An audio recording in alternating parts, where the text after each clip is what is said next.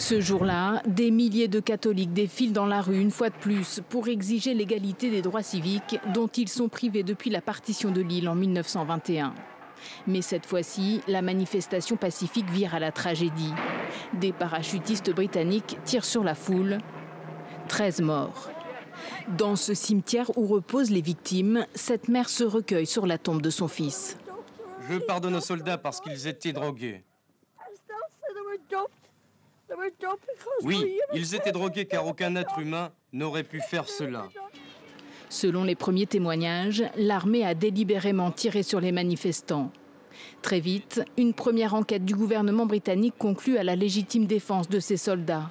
Les parachutistes auraient essuyé des tirs de la part de l'IRA avant de riposter. Mais les familles de victimes ne cesseront de demander justice.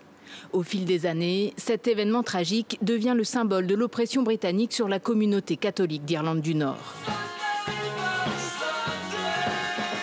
Des artistes, comme le groupe irlandais U2, à travers son titre emblématique Sunday Bloody Sunday, immortalisent ce dimanche sanglant. Il faudra attendre 38 ans pour que les familles de victimes obtiennent enfin gain de cause. La version de l'armée britannique est contredite dans un rapport d'enquête publié en 2010. Alors que les gouvernements successifs n'avaient encore jamais demandé pardon, le Premier ministre britannique David Cameron s'excuse. Ce qui s'est passé le jour du Bloody Sunday était non justifié et non justifiable. 50 ans après, cette journée est plus que jamais inscrite dans l'histoire britannique, dans une Irlande du Nord toujours divisée, où les plaies sont loin d'être cicatrisées.